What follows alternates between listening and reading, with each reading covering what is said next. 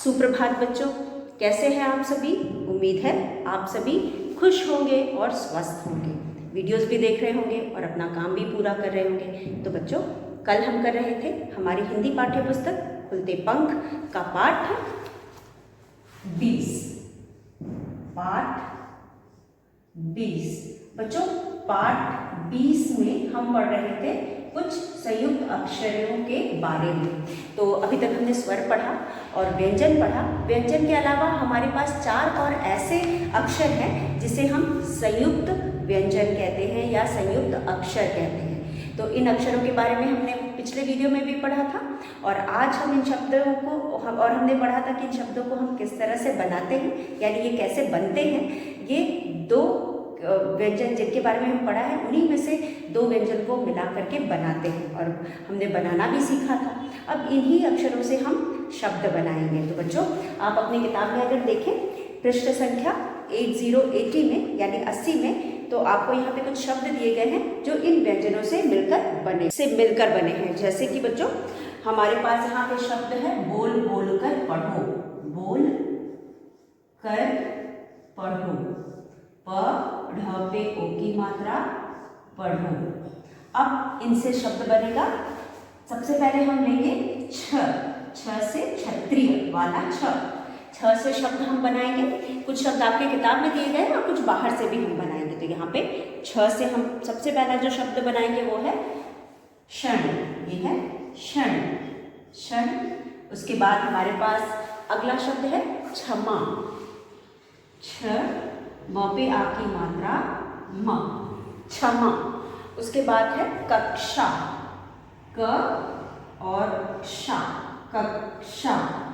उसके बाद है अक्षर,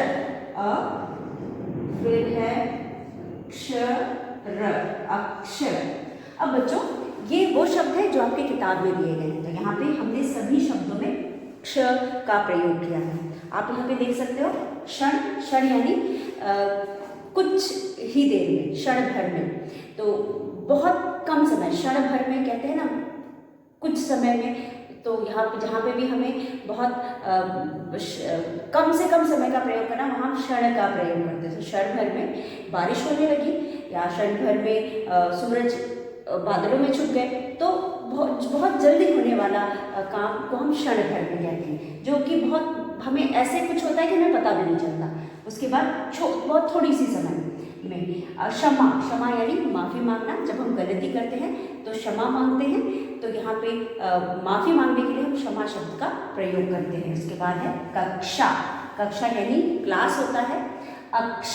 अक्षर यानी हमारे पास ये जितने भी हम वर्डों के बारे में पढ़ रहे हैं, इन्हें हम अक्षर भी कहते हैं। तो यहाँ पे छ, त्र, ज्ञ और श सब अक्षर है। तो बच्चों, ये था आपकी किताब में दिए गए शब्द। इसके अलावा भी हम बहुत सारे शब्द बना सकते हैं, जैसे कि क्षत्रिय हो गया,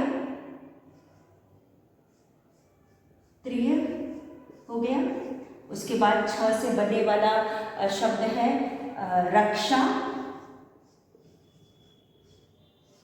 परीक्षा। तो ये ऐसे और भी बहुत सारे शब्द आप बना करके लिख सकते हैं। और छ से क्षत्रिय वाले छ से आप शब्दों को बनाना सीख सकते हैं और पढ़ना सीख सकते हैं। सही उच्चारण के साथ पढ़ना सीख सकते हैं। तो ये है क्षण, क्षमा, कक्षा, अक्षर, क्षत्रिय, रक्षा, परीक्षा। उसके बाद इनको आप अपनी क्लासवर्क कॉपी में लिखेंगे। तो आप क्लासवर्क कॉपी में सिर्फ जो शब्द आपकी किताब में दिए गए हैं उन्हीं को लिखेंगे। उसके बाद हमारे पास है त्र से शब्द बना त्र से हमारे पास शब्द है त्राही। त्राही का मतलब क्या होता है? त्राही का मतलब होता है मुसीबत या संकट। त्राही का मतलब होता है मुसीबत या संकट। उसके बाद है मित्र, म पे छोटी की मात्रा मित्र का मतलब होता है दोस्त। मित्र का मतलब होता है दोस्त। उसके बाद हमारे पास है त्रिनेत्र का मतलब होता है 3 नेत्रों वाला, यानी 3 नेत्रों वाला यानी 3 आंखों वाला। तो हम त्रिनेत्र किसको कहते हैं? हम शंकर भगवान को, भगवान शिव को हम त्रिनेत्र कहते हैं। उसके बाद है त्रिफला त्रिफला, त्रि फ ल पे आ की मात्रा ला, त्रिफला। उसके बाद है त्रिफला, त्रिफला के बाद है ज्ञ से ज्ञानी, ज्ञ से ज्ञानी, ज्ञ से होता है ज्ञान, ज्ञान यानी नॉलेज यानी कि जानकारी, ज्ञान, ज्ञान यानी कि नॉलेज यानी कि जानकारी। उसके बाद ज्ञाता, जिसके पास बहुत ज्ञान हो, जिसके पास जानकारी हो उसे हम ज्ञाता, जानने वाला, ज्ञान रखने वाला को हम ज्ञाता कहते हैं। तो ये हो गया ज्ञाता, जिसको बहुत नॉलेज हो गया, जिसको बहुत जानकारी हो उसे हम ज्ञाता कहते हैं। उसके बाद ज्ञापन, ज्ञापन, ज्ञापन, ज्ञापन। उसके बाद आज्ञा, ज्ञ पे आ की मात्रा ज्ञा, आज्ञा। तो शब्द है ज्ञान, ज्ञाता, ज्ञापन, आज्ञा। उसके बाद हमारे पास आखिरी जो शब्द है वो है श्र, श्र, श्र से हम शब्द बनाएंगे श्रम, श्र से शब्द बनाएंगे श्र और म, श्रम। उसके बाद श्रम, श्रम यानी मेहनत, श्रम का मतलब होता है मेहनत, श्रमिक बोलते हैं, श्रम से श्रमिक बना है। जो लोग घर बनाते हैं, मकान बनाते हैं, मजदूरी करते हैं, ये लोग बहुत ज़्यादा मेहनत करते हैं, इसलिए इनको हम श्रमिक बोलते हैं। तो बहुत मेहनत करने वाले या मेहनत करने वाले अपनी मेहनत से काम करने वाले को हम श्रमिक कहते हैं, या मेहनत उनके द्वारा किया गया काम जो होता है उसे हम श्रम कहते हैं। किसी भी काम को करना यानी कि श्रम करना, मेहनत करना। उसके बाद श्राप, श्राप यानी कर्ज। अगर हम किसी को कुछ उल्टा सीधा कह देते हैं, तुम्हारे साथ गलत होगा, उसे हम श्राप कहते हैं। ठीक है, तो किसी भी चीज़ का जो दुष्परिणाम होता है उसे हम श्राप कहते हैं।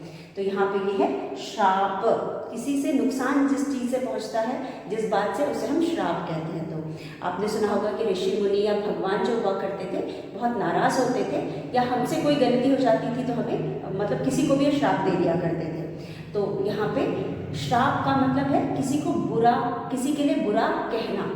और उसके बाद श्रवण, श्रवण, श्रव और न, श्रवण।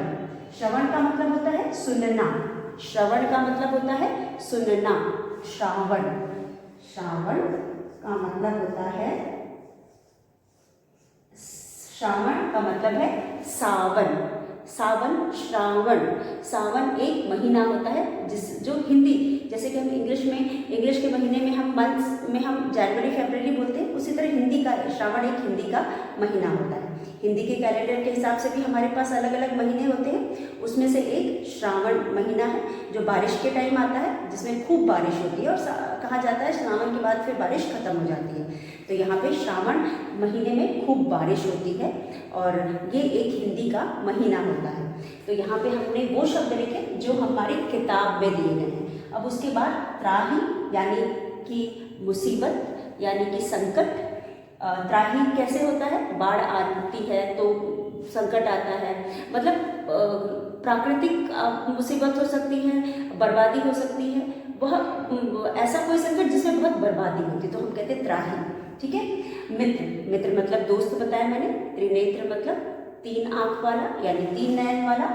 त्रिफला, त्रिफला एक तरह का फल होता है, ये पेड़ में उगने वाला फल होता है जिसे हम औषधि की तरह यूज़ करते हैं, जिसका प्रयोग हम औषधि की तरह करते हैं, यानी दवाई की तरह करते हैं, बीमारी में करते हैं, और ये बहुत अच्छा औषधि होता है। उसके बाद ज्ञान मैंने आपको बताया, ज्ञान का मतलब जानकारी यानी नॉलेज। ज्ञाता, ज्ञाता यानी वो इंसान जिसके पास बहुत नॉलेज होती है, बहुत जानकारी जिसके पास होती है, उसे हम ज्ञाता कहते हैं। ज्ञान रखने वाला, जानकारी रखने वाला ज्ञाता कहलाता है। ज्ञापन, ज्ञापन यानी अर्जी देना, एप्लीकेशन देना। ठीक है, तो इसे हम ज्ञापन कहते हैं। उसके बाद आज्ञा यानी परमिशन लेना या फिर किसी से अनुमति लेना। अनुमति लेना, अगर हमें कहीं जाना है तो हम पूछ के जाते हैं, वो पूछना आज्ञा लेना कहलाता है। और श्रम यानी मेहनत। श्राप यानी कि किसी को कर्ज करना, यानी किसी को बुरा भला कहना कि तुम्हारे साथ बुरा हो जाएगा, या किसी का नुकसान पहुंचाना अपनी बातों से। श्रवण, श्रवण का मतलब सुनना होता है। श्रावण एक महीना होता है, जो हिंदी के कैलेंडर के हिसाब से होता है। तो यहाँ पे बच्चों ये कुछ शब्द हैं जिनको हमने लिखा। अब तरह से और कौन कौन से शब्द बन सकते हैं? चित्र बन सकता है, चित्र बन सकता है, पत्र बन सकता है। तो और भी हम ऐसे बहुत सारे शब्द बना सकते हैं तरह से। और त्राहिमाम होता है और त्रिशूल होता है। तो ये सारे शब्द हम तरह से बना सकते हैं। उसके बाद है ज्ञ, ज्ञ से ज्ञानी हो जाएगा, ज्ञान दिया है, ज्ञानी हो जाएगा। और उसके बाद ज्ञ से चलो और भी बहुत सारे ऐसे शब्द बन जाएंगे। और उसके बाद हमारे पास श्र से श्री हो जाएगा, श्रीमान हो जाएगा। और श्र से श्रमिक हो जाएगा। तो इस तरह से हम बहुत सारे और भी शब्द इन अक्षरों से बना सकते हैं। तो ये वो अक्षर है जो किन्हीं दो व्यंजनों से मिलाकर बनाया गया है। मैंने आपको मिलाना भी बताया था और आपको पढ़ना भी सही उच्चारण के साथ पढ़ना भी बताया था। तो इस तरह से ये पाठ के शब्द हमने लिख लिए हैं। इसके अलावा ऊपर कुछ और दिए गए हैं, जैसे कि वृक्ष है, वृक्ष भी ऊपर लिखा हुआ है जो छ से क्षत्रिय से बना हुआ है।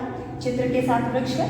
वृक्ष का मतलब होता है पेड़, वृक्ष का मतलब होता है पेड़। उसके बाद है पत्र, प और त्र से बना है। पत्र भी मैंने आपको बताया, पत्र भी बनता है त्र से। उसके बाद हमारे पास है यज्ञ, यज्ञ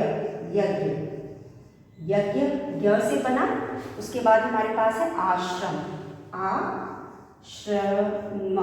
आश्रम। इस तरह से बहुत सारे शब्द इन संयुक्त व्यंजनों को मिलाकर के हम बना सकते हैं।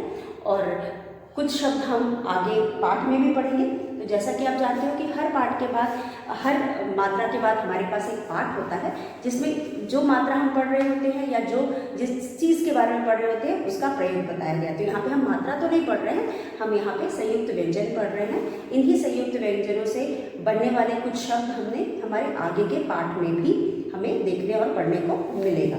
तो चलिए इस पाठ को पढ़ करके कुछ और ऐसे शब्दों को देखते हैं। तो यहाँ पे बच्चों हमारा अगला पाठ है ऋषि का आश्रम। तो बच्चों जैसा कि आप जानते हो पहले ज़माने में हम जैसे स्कूल जाते हैं ना, तो ऐसे स्कूल नहीं हुआ करते थे। स्कूल के जगह पे आश्रम हुआ करते थे या फिर कह सकते हैं कि गुरुकुल हुआ करते थे, जहाँ पे गुरु शिक्षा दीक्षा दिया करते थे। और वहाँ पे हमें रोज आना जाना नहीं रहता था। हम वहाँ पे मतलब जो भी वहाँ शिक्षा लेने जाता था वहीं रहता था। जैसे कि हम हॉस्टल वाले स्कूल में रहते हैं ना, वो स्कूल जहाँ पे हॉस्टल होता है, हॉस्टल में रहते हैं। फिर हम घर नहीं आते जब तक हमारी पढ़ाई खत्म नहीं होती, हम वहीं हॉस्टल में रह करके पढ़ते हैं। उसी तरह गुरुकुल हुआ करता था। गुरुकुल में ना सिर्फ हमें पढ़ाई लिखाई सिखाई जाती थी, बल्कि हमें जीवन में आगे कैसे बढ़ना है, अपने जीवन को जीने के लिए रोज़मर्रा की ज़िंदगी से संबंधित भी बातें बताई जाती थी कि किस तरह से हम अपने जीवन को जिएंगे। और हमारा मतलब हर तरह से हमको शिक्षा दीक्षा, सिर्फ किताबी शिक्षा नहीं दी जाती थी, बल्कि जो प्रैक्टिकल लाइफ में जो हम रोज़मर्रा के लाइफ में करते हैं, जो हमें आगे चल के करना है, वो सारी बातें भी बताई जाती थी। जैसे कि जो बच्चे अपने घरों से आश्रम में पढ़ने आते थे, आप सभी को पता है जो आश्रम हुआ करते थे उस समय तो बहुत जंगल हुआ करते थे, हरियाली हुआ करती थी। और ये आश्रम ऐसे जगह पे होता था जहाँ पे बहुत पेड़ होते थे और जो पशु पक्षी हुआ करते थे, तो पशुपालन भी उनको सिखाया जाता था। उसके बाद उनको अपने लिए और जो गुरु उनको शिक्षा देते थे उनके लिए भी खाने पीने का इंतज़ाम करना पड़ता था।